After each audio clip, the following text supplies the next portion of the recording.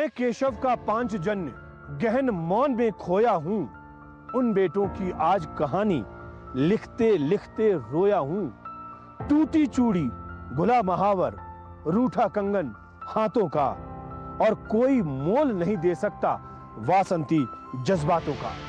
कविवर हरिओम पवार की लिखी हुई ये पंक्तियां वाकई कारगिल युद्ध पर सबसे सटीक बैठती हैं। या हम यूं कहें कि इससे बेहतर और कोई रचना मुझे लगती नहीं।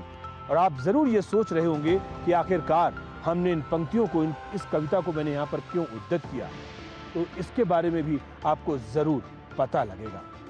नमस्कार, स्वागत है आप सभी का डीडी न्यूज पर। एक भारत श्रेष्ठ भारत के इस खास कार्यक्रम में मैं हूं आपके साथ मनीष वाजपेयी। और क्यों मैंने ये पंक्तियां कही, उसकी वजह साफ है, क्योंकि आज जिस जगह पर मैं मौजूद हूं वहां पर कह सकते हैं कि जो गाथा मैं बताने जा रहा हूं, जो सुनाने जा रहा हूं, उससे बेहतर और कोई जगह हो नहीं सकती। 14,000 फीट की ऊंचाई पर मैं इस समय सैंडो टॉप पर मौजूद हूं और हमारे पीछे मौजूद है ये टाइगर हिल। तो हुई ना ये वो सर्वश्रेष्ठ जगह जहां से हम आपको शौर्यता, वीरता और साहस की अदम्य जो शौर्य गाथा है उसका वर्णन करूं और उसके बारे में मैं आपको बताऊं। तो बने रहिए हमारे साथ आप, और हम आपको बताने जा रहे हैं बाकायदा अलग अलग ढंग से कि किस तरीके से ये लड़ाई लड़ी गई और किस तरीके से हमारे जाबाजों ने, हमारे जो वीर सेनानी थे, उन लोगों ने इसको फतेह किया।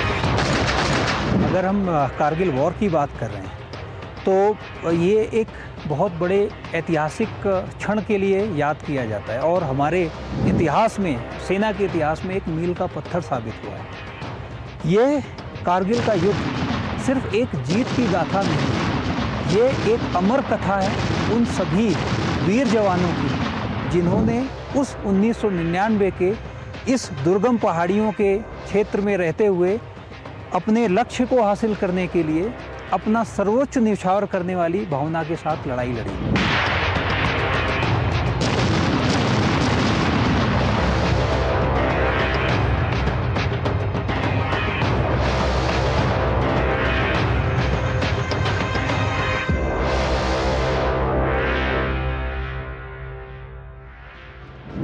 हमारे पीछे टाइगर हिल है, आप जरूर देख पा रहे होंगे, और इसके साथ ही साथ कई वो पहाड़ियाँ, कई वो चोटियाँ जिनके ऊपर दुश्मन ने कब्जा किया था और उनको छुड़ाया हमारे देश के जवानों ने।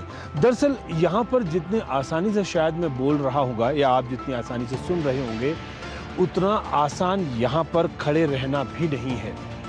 तेज़ ठंडी हवाएं हैं और ख़ासतौर से ये तब जब आप मई और जून के महीने में अपने घरों में एसी में लेटे होंगे, यहाँ पर खड़ा होना मुश्किल हो रहा है।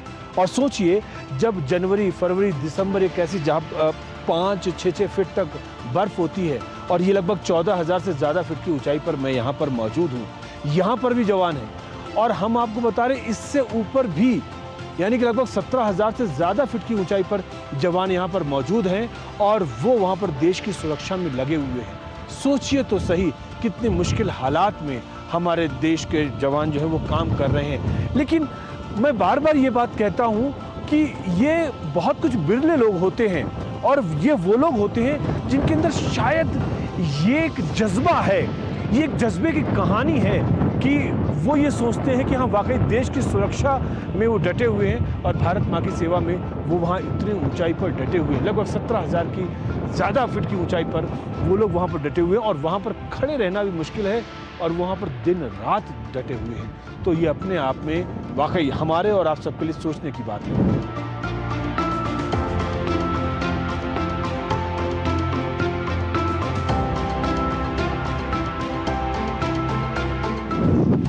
यहाँ की टेरेन पूरी पहाड़ी इलाके से भरी हुई है, जहाँ की हाइट्स लगभग 14,000 से 18,000 फीट के बीच में है। नॉर्थ की तरफ अगर आप देखते हैं, यानी दुश्मन की तरफ, वहाँ पर टेरेन काफ़ी ग्लेशिएटेड और रगेड है।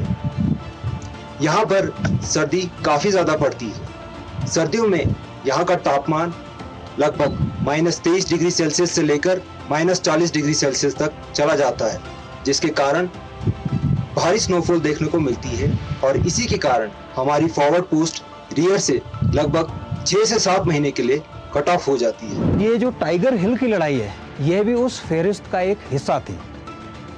ये एक ऐसी लड़ाई थी जिसमें हमारे देश के जाबाज सिपाहियों ने अपने आन बान और शान को इस देश के लिए न्यौछावर किया था। और न सिर्फ इतना कि इस चोटी को कब्जा किया, इसके साथ साथ उन्होंने आगे आने वाले समय में कारगिल के युद्ध में एक विजय का मार्ग भी प्रशस्त किया था।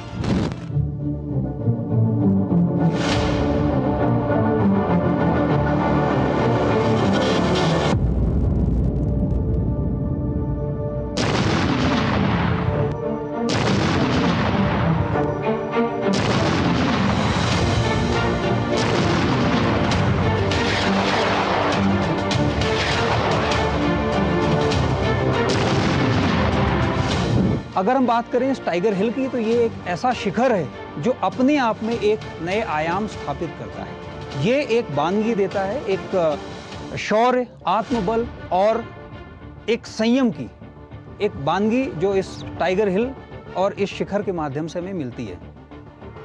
जब हम इस टाइगर हिल के युद्ध की बात आज कर रहे हैं, तो हम साथ ही उन साथियों को भी नमन कर रहे हैं जिन्होंने इस देश की इज्जत के लिए अपना सब कुछ न्यौछावर कर दिया था।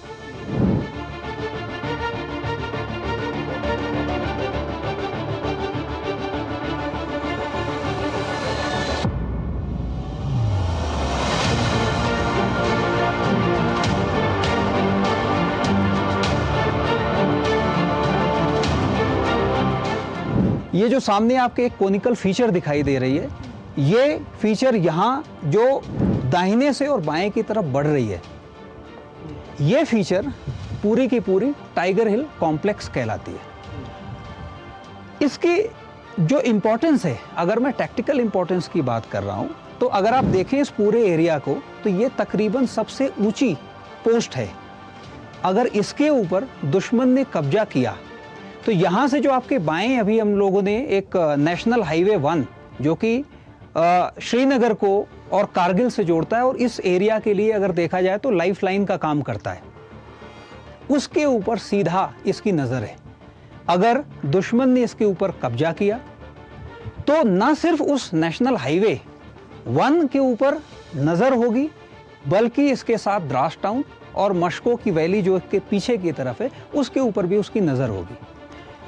सिर्फ नज़र से काम नहीं है, अगर उसको ज़रूरत पड़ी तो उसकी जो पीछे आर्टिलरी गन्स थी, वो उनके माध्यम से इनके ऊपर फायर भी गिरवा सकता है। और हमारे जो उस समय के मूवमेंट जो ट्रूप्स के थे, गाड़ियों का मूवमेंट था, वो सारा का सारा काफ़ी हद तक उसके ऊपर असर आया होता। और ये चीज़ दुश्मन को बहुत अच्छे तरीके से पता थी। यही रीज़न था कि जब कारगिल युद्ध शुरू हुआ, उससे थोड़ा समय पहले तक दुश्मन ने इन सारी चोटियों के ऊपर कब्जा कर लिया था।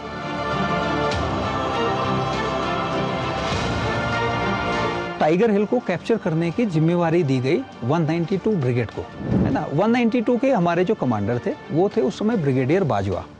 ब्रिगेडियर बाजवा ने इस काम को अंजाम देने के लिए 2 बटालियंस का ईयर मार्किंग की। वो 2 बटालियंस थी, एक 18 ग्रेनेडियर्स और 8 सिख। इसके साथ बाकी आर्टिलरी के भी दस्ते थे, जैसे 41 फील्ड आर्टी रेजिमेंट। उसका काम था इसको अटैक से पहले बर्बाद करना आर्टी के गोले बारूद से, और इस लायक बनाना ताकि जब हमारी इन्फेंट्री वहाँ जाए और उसके ऊपर अटैक करे तो उसको कम से कम रेजिस्टेंस मिले।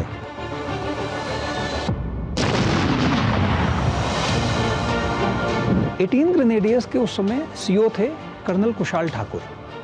कर्नल कुशाल ठाकुर ने, चूंकि ये एरिया इस तरह का है, आपको समय और स्पीड को भी ध्यान में रखना है और जल्दी से जल्दी इस पोस्ट को कैप्चर करना है, बिकॉज इसकी जो टैक्टिकल इंपॉर्टेंस मैंने बताई, तो उन्होंने इसके लिए जो तजवीज़ बनाई, अपनी प्लानिंग बनाई, वो इस प्रकार से थी कि हम इस पोस्ट के ऊपर मल्टी डायरेक्शनल अटैक करेंगे।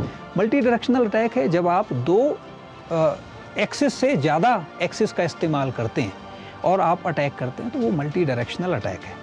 यहाँ मल्टी डायरेक्शनल अटैक किस प्रकार से हुआ, उन्होंने एक कंपनी अपनी जो सदर्न स्लोप से लॉन्च की। दूसरी कंपनी जो उन्होंने यहाँ ईस्टर्न स्लोप से लॉन्च की, और जो तीसरी कंपनी थी उसकी चार्ली कंपनी और उसके साथ घातक प्लाटून के नुमाइंदे, वो उन्होंने वो जो सबसे कठिन जो नॉर्थ ईस्टर्न साइड से उन्होंने लॉन्च किया। और घातक प्लाटून मैं बताना चाहूँगा, इन्फेंट्री बटालियन के अंदर घातक प्लाटून लाइक कमांडोज है, और उसमें वो लोग शामिल होते हैं किसी इन्फेंट्री बटालियन में जो फिजिकली और मेंटली बहुत टफ हैं, और इसीलिए ये रास्ता जो उनके लिए चुना गया था वो भी सबसे ज़्यादा डेंजरस और टफ था। अब ये अटैक लॉन्च कब हुआ? अटैक 3 जुलाई को रात को अटैक 18 ग्रेनेडियर्स ने लॉन्च किया।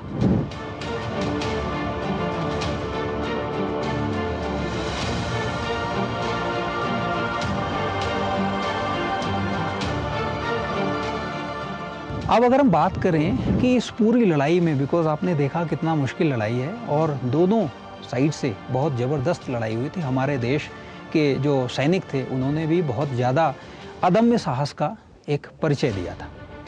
इसमें हमारे तकरीबन 35 जो जवान थे और रैंक्स थे वो शहीद हुए। बहुत सारे अवार्ड्स मिले टाइगर हिल को कब्जा करने में। बहुत सारे अवार्ड्स थे जो इस पर्टिकुलर लड़ाई के दौरान हमारे वीरों को दिए गए थे, बट इसमें सबसे ज़्यादा जो इम्पोर्टेंट अगर हम बात करें तो योगदान रहा योगेंद्र सिंह यादव का टाइगर हिल के लिए। वो तकरीबन 6 महीने की नौकरी थी उस समय जब इस लड़ाई में आए, और वो घातक, जो मैं कमांडो की बात कर रहा हूँ या घातक प्लाटून की बात कर रहा हूँ, तो 18 ग्रेनेडियर्स के अंदर वो घातक प्लाटून का हिस्सा थे। उनके लीडर जो थे वो भी 3 महीने की नौकरी वाले थे, लेफ्टिनेंट बलवान सिंह, जिन्हें महावीर चक्र बाद में दिया गया। उस 6 महीने की नौकरी वाले एक सोल्जर का आप जोश समझिए।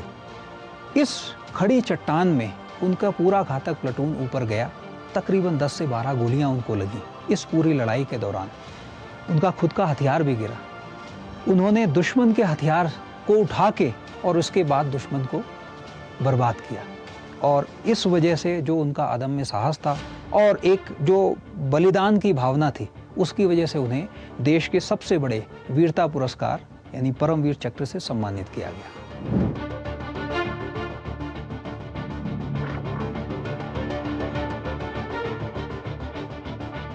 अगर हम टाइगर हिल को देखते हैं तो टाइगर हिल की जो जीत है वो सिर्फ एक दुर्गम पहाड़ी को कैप्चर करना नहीं था, ये दर्शाता था हमारे सभी वीर सिपाहियों के अदम्य साहस को। 7-8 जुलाई को जब बर्फीली हवाओं और इन दुर्गम पहाड़ियों को चीरते हुए जब हमारे देश के वीर जवानों ने इस चोटी के ऊपर तिरंगा लहराया था, तो वो तिरंगा सिर्फ एक जीत या एक शिखर को कब्जा करने की परिचायक नहीं थी, बल्कि एक देश का एक आत्मविश्वास और आत्मगौरव उस लड़ाई के बाद से वापस आया था।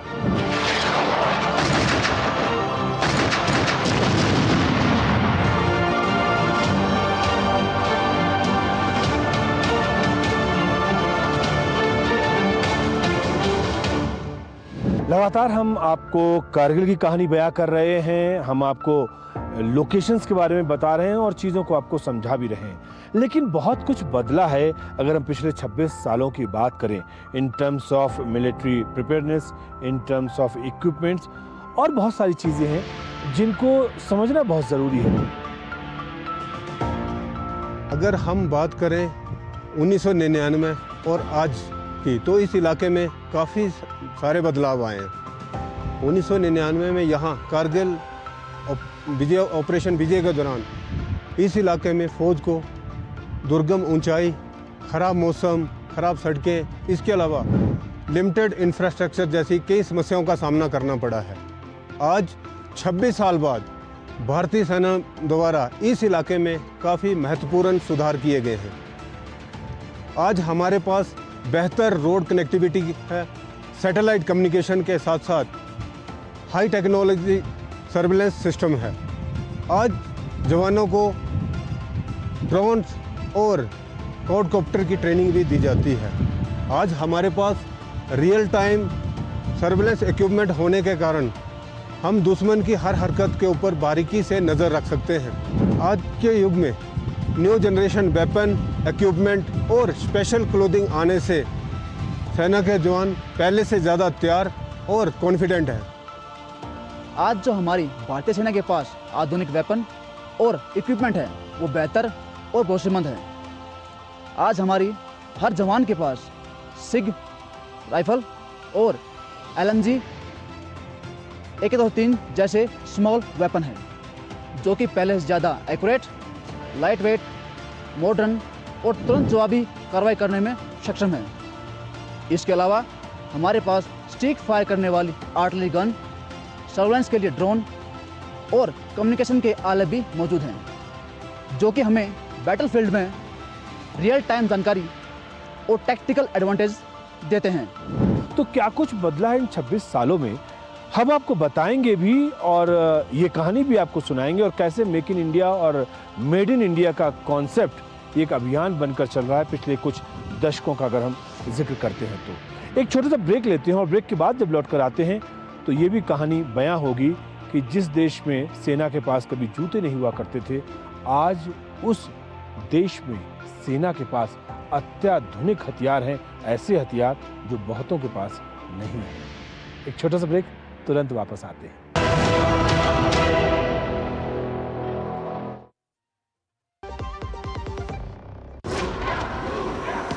इसमें है फौलादी ताकत, ये कड़े इम्तिहानों से नहीं डरता, इसे सालों का तजुर्बा है। इसलिए मैं भी सूर्या पाइप्स का फैन हूँ। देश की तरक्की के सच्चे साथी। सूर्या है तो भरोसा है। मेरी पसंद, मेरी पसंद, मेरी पसंद, मेरी पसंद,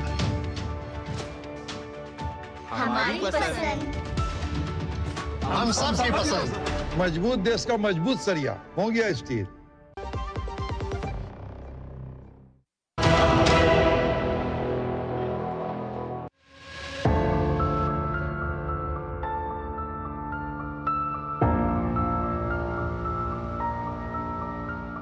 वेलकम बैक। ब्रेक के बाद एक बार फिर से आप सभी का स्वागत है डीडी न्यूज पर। मैं हूं आपके साथ मनीष बाजपेयी। और ब्रेक पर जाने से पहले हमने आपसे कहा था कि पिछले 26 सालों में बहुत कुछ बदला है in terms of military preparedness, यानी कि सरकार ने ऐसे तमाम संसाधन, साजो सामान हमारी सेना को मुहैया कराए हैं जिन पर कोई भी देश का नागरिक गर्व कर सकता है। RTV, जी हाँ, इसको कह सकते हैं रफ टेरेन व्हीकल। फॉरवर्ड पोस्टों पर जवानों की सुविधा के लिए ATV और RTV जैसे एडवांस व्हीकल मौजूद हैं, जो कि दुर्गम रास्तों पर पहुंचने में और दुर्गम पोस्टों पर लॉजिस्टिक को पहुंचाने में सक्षम है।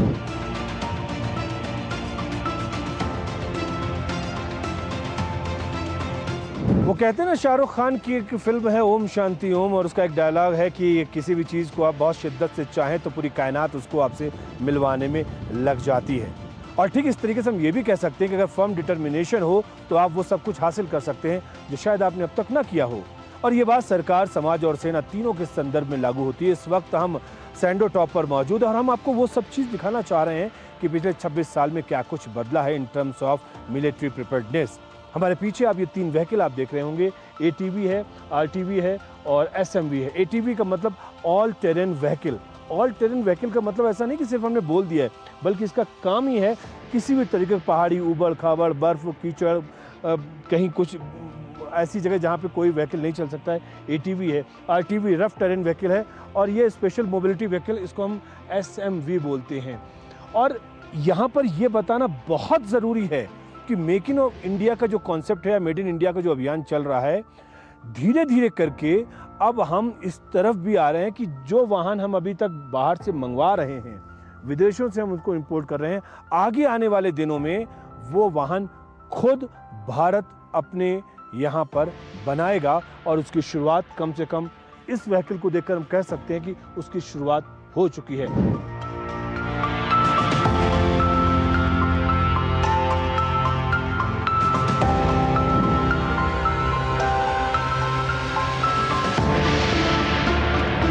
सेना में वैसे तो कई प्रकार के स्पेशल व्हीकल इस्तेमाल किए जा रहे हैं, उसी में से एक है SMV, स्पेशल मोबिलिटी व्हीकल। मौजूदा समय में JSW defence and arrow space तथा ग्रीको कंपनी के द्वारा भारत में ही चंडीगढ़ में बनाया जा रहा है। यह व्हीकल एक मल्टी टर्न व्हीकल है जो कि चाहे कीचड़ वाला इलाका हो, दलदल वाला इलाका हो, पथरीला इलाका हो, बर्फ वाला इलाका हो या खड़ी चट्टान हो, ये आसानी से वहां पर हरकत कर सकता है।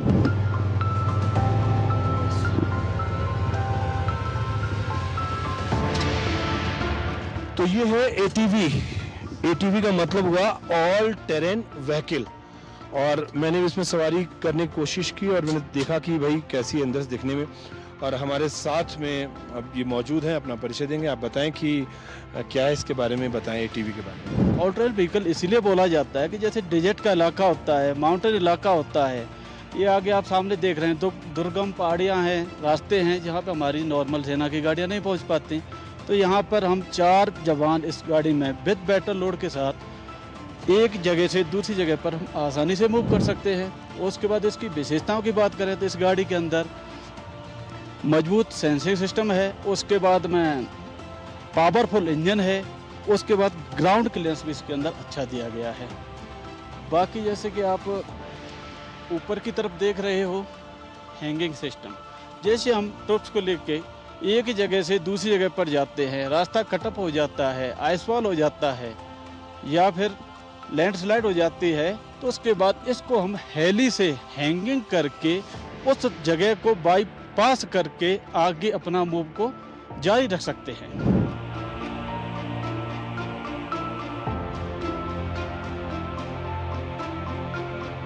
जब हम आपको कारगिल की दास्तां सुना रहे हैं, जब हम आपको बता रहे हैं कितने अदम्य साहस और शौर्यता और वीरता के साथ में हमारी सेना के जवानों ने लड़ाई लड़ी और उसको जीता, तो साथ ही साथ एक तंज हमेशा कसा जाता रहा है। और जो कह सकते हैं कि जो विरोधी होते हैं, जो भला नहीं चाहते हैं, वो हमेशा कहते रहते हैं कि अरे भारतीय सेना के पास में क्या है, जूते तक तो है नहीं, कपड़े तक तो है नहीं। ये पुराने ज़माने की बातें हुआ करती थी, गुजरे ज़माने की बात हुआ करती। लेकिन अब ना केवल कह सकते हैं कि कपड़े और जूतों को तो बात ही छोड़ दीजिए, अब वो तमाम अत्याधुनिक हथियार भी मौजूद हैं जो शायद अच्छी खासी जो देश हैं उनकी सेनाओं के पास में वो हथियार मौजूद नहीं है, जो कि हमारे पास में है। एक्सट्रीम कोल्ड और स्नोफॉल में ज़्यादा यहाँ पर जो भी इक्विपमेंट हमारे को मिलता है वो सर्दी से हमें बचाता है। साथ ही वेपन और कम्युनिकेशन डिवाइसेस को लगातार चेक करने की ज़रूरत पड़ती है, क्योंकि एक्सट्रीम कोल्ड की वजह से यहाँ पर जो भी इक्विपमेंट है वो जल्दी ख़राब होने के चांसेस रहते हैं। साथ ही ठंड के कारण बैटरी की ज़्यादा खपत होती है, इसलिए हम जब भी ऑपरेशन के लिए जाते हैं तो एक्स्ट्रा बैटरीज और पावर बैंक कैरी करते हैं ताकि ऑपरेशन के दौरान इन इक्विपमेंट का ज़्यादा से ज़्यादा इस्तेमाल कर सकें। साथ ही स्नोफॉल में मूवमेंट करना थोड़ा मुश्किल होता है, पर हमारे पास स्नो शूज़ की मदद से हम आसानी से इन इलाके में मूवमेंट कर सकते हैं। साथ ही दिक्कतें होती हैं, लेकिन ट्रेनिंग और एक्सपीरियंस की वजह से हम इन इलाके में आसानी से ऑपरेट कर सकते हैं।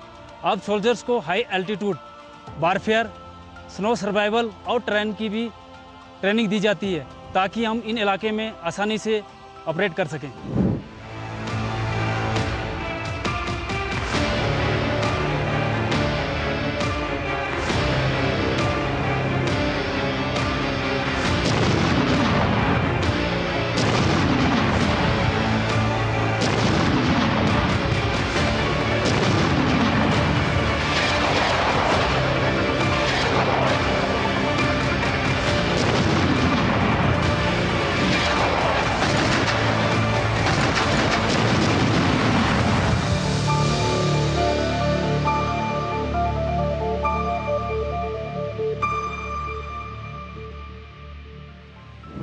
आंखों की 2 बूंदों से सातों सागर हारे हैं, जब मेहंदी वाले हाथों ने मंगल सूत्र उतारे हैं। दरअसल समझने के लिए अपने आप में इतना पर्याप्त है कि इसके अंदर जो इमोशन है, जो फीलिंग है, जो भावना है और जो इसके अंदर एक मर्म छिपा हुआ है, अगर उसको आप समझ जाएंगे तो आपकी आंखें अपने आप अश्रुपूरित हो जाएंगी। अगर आप ये समझ जाएंगे कि कैसे जो दिन होते हैं बसंत के मौसम को देखने का, उन दिनों में उन जवानों ने बारूदी महक को अपने चारों तरफ देखा, बारूदी सुरंगों को अपने चारों तरफ देखा, या यूं कह सकते हैं कि चारों तरफ बारूद ही बारूद दिख रहा था और वो जीवन उनका वहां पर खत्म हो रहा था। ये सोचने और समझने की बात है कि जब आपके सामने आपकी मौत दिख रही हो और उस समय आपके मन में सिर्फ भारत माता के ख्वाब कि हाँ, हम जब जा ही रहे इस दुनिया से तो अपना कर्ज उतारते हुए जाएं। सोचिए तो सही, जरा अपने दिमाग पर जोर डालिए तो सही कि आखिरकार वो कौन सी भावना थी। और इसी भावना से हमने आपको रूबरू कराने की कोशिश की और मुझे लगता है कि शायद जिस फीलिंग के साथ में मैंने ये प्रोग्राम बनाया, मैंने ये कार्यक्रम बनाया, वो फीलिंग, वो भाव आप तक जरूर कम्युनिकेट हुआ होगा। तो फिलहाल इस कार्यक्रम में मुझे मेरी camera team, cameraman Sumit Dhiman और सहयोगी केशव के साथ दीजिए इजाजत, लेकिन इस वायदे के साथ कि फिर होगी आपसे मुलाकात। तब तक के लिए नमस्कार।